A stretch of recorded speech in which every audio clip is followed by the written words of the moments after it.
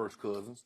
Kirk would be a better fit, but it seems like Washington's thinking about maybe franchising him so they can trade him. I ain't signing with y'all. Y'all leave me alone. And then, Wait, can you blame Washington for doing that?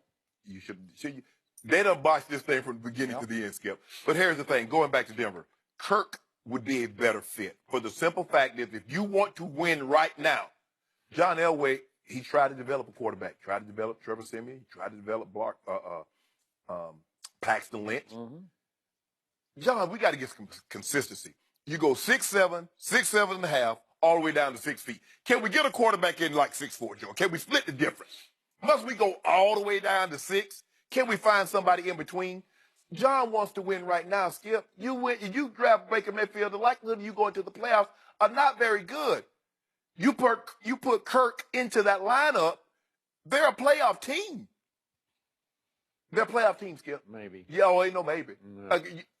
Are you trying to tell me they won 9 games 2 years ago with Trevor Siemian? You mean to tell me Kirk is not a better quarterback than Trevor Siemian? He's not better than Brock Osweiler or Paxton Lynch? I know you, Skip. You ought to stop. See what, Skip? You play too. Tell me when I start. That's when. No, you playing too much. You better worry about Philly. Don't worry about Kirk. He coming to the Broncos. Yeah, worry about the Eagles. Yeah. Jerry worried about him, so I know you worried about him. Well, the Eagles are not part of this equation. The Broncos are, and you, Mr. Ex-Bronco, better be worried about your Broncos. We get Baker Mayfield. The window is closing, if not already slammed shut. John Elway put a stick in the window. You know how they do it. It won't let it close. No, it's a little twig right now. He's got a twig in the window, keeping it upright. Here's what I know about these two quarterbacks, and I've watched both of them a whole lot. In Kirk's case, too much, and in Baker's case, I saw every snap he took at the University of Oklahoma. Did not watch all of his games at Texas Tech, but I remind you, he played 48 college football games. That's a lot of football. Yeah. Okay. Baker Mayfield makes plays. Kirk Cousins makes mistakes. That's how I boil those two down. I am not completely sold on Baker Mayfield, as I've expressed before, but I'm less sold, a lot less sold on Kirk Cousins. So if I'm Denver and I have a chance sitting there at 5, if that's how it's going to all flesh out, and I can take Baker Mayfield, I'm going to take him, and I'm going to close my eyes and go forward because he is as NFL ready as you're going to get. He's played a lot of big-time football, a lot of playoff football. He ain't more NFL ready than Kirk? Well, that's a fact. But Okay. Unfortunately, Kirk is too NFL ready because Kirk Cousins in his career is 26 and 31 and 1. So he's 5 games under 500 as an NFL quarterback. And you're telling me he's a godsend? He's a savior? Did they think that about Nick Foles? Did they say he was a godsend, a savior? Well, all he did was throw 27 touchdowns to only 2 interceptions in 2013. That was pretty good. And he went to the Pro Bowl, Well, as has Cousins. Okay. So, back to, let's do Baker Mayfield first. He is 39-9 as a college quarterback, albeit as a college quarterback. But we had Charlie Weiss come here and sit right there the day after the Georgia-Oklahoma game and say, I don't want to hear anything more about any of those other quarterbacks. I'm taking that kid because that kid has something I can't teach or coach. He just competes, man. He competes like on a psycho level. He does. And sometimes he goes completely over the edge as a competitor and gets completely carried away. And I cannot defend the off-the-field incident, the alcohol-fueled incident in Fayetteville, Arkansas. And if I'm John Elway, it would concern me greatly. Yes. And I can't defend the crotch grab or any of the other stuff. Even I can't really defend planting the flag on the horseshoe. I like that. Do you? Okay. Because that's sort of you. That would be more like what you would do. Okay. Absolutely. But he didn't back it up. He'd already earned the right to plant the flag because he played, or Urban Meyer said, I've never faced a quarterback in all my years of coaching who played a better game against me than that kid played. He's not a kid anymore. He feels like he's like 35. Yeah, he's been in college for right? I mean, he went to Texas Tech for 2 years. He sat out a year, and then he played another 4 years. So I've told you before, Kirk Cousins to me is an underconfident overachiever. With this kid, he's also an overachiever, but he's a supremely confident overachiever who is fearlessly aggressive and competitive, where he'll just try anything at any moment. But when he first started at Oklahoma, I thought, uh-oh, it's another Romo-esque, rambling gambler. He's just going to try anything. Mm-hmm. He doesn't throw a lot of interceptions. So for the last 2 years, he threw 83 touchdown passes to only 14 interceptions. That's like sensational. QBR, my favorite stat, if we can go back, this is down to college football. 2 years ago, he was #1 in the nation in QBR, and last year he was #2 in the nation in QBR. It's taking into account every factor of how you play quarterback, running with the football. Now, he is not as elusive or fast as Johnny Manziel was in college, but he is mobile now. He can escape, and he's also durable, and he is a better passer. I could probably go to much better than Johnny Manziel was in college. But, Skip, if you got Cousins, he's more than a one-year solution. Sometimes you get these guys and you say, okay, he's going to be the bridge to the, draft this young guy. If the Broncos were picking 25th and they took Baker Mayfield and you had Cousins on your roster for 3 years or 4 years, and then 3 years and you transition to Baker, okay.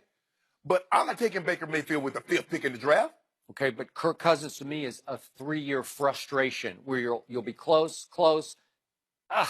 He always lets you down. The moment you need him, no, they let him down. The injuries let him down. Washington doing everything they can, just kept putting up barriers to try to make Kirk fail, and it didn't work.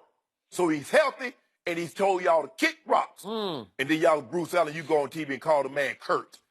And then talk about, oh, we offered him the most money, and then when you got right down to it, it was like the 25th most money. Y'all must be thinking Kurt about his mind. So, Shannon Sharp, who is the Washington Redskins' arch rival? The arch rival within the division is the Dallas Cowboys. So that's the game you should win every year. You should dominate that series because that's the one that the fans are going to hang their hats on. It happens sometimes. It happens? Yeah. So Kirk Cousins against my Dallas Cowboys in his career in Washington went with a K. Kirk Cousins, Captain Kirk. He went 1 for 6 against Dallas. 1 for 6? He went 0 for 4 at home against Dallas. Really? And the one game that he won was against the now Dallas Cowboys quarterbacks coach, Kellen Moore. Really? That's the only one you won? Kellen Moore? You lost to Matt Castle on a Monday night in your stadium? Yeah, I'm not so. He said, I beat the Super Bowl champ, Philadelphia Eagles. And you're going to have to pay this guy. What's he going to get on the open market? I don't know. $130 million, probably $100 million guaranteed. He said, I went head-to-head with Aaron Rodgers on a Sunday night. You know what I did, Skip.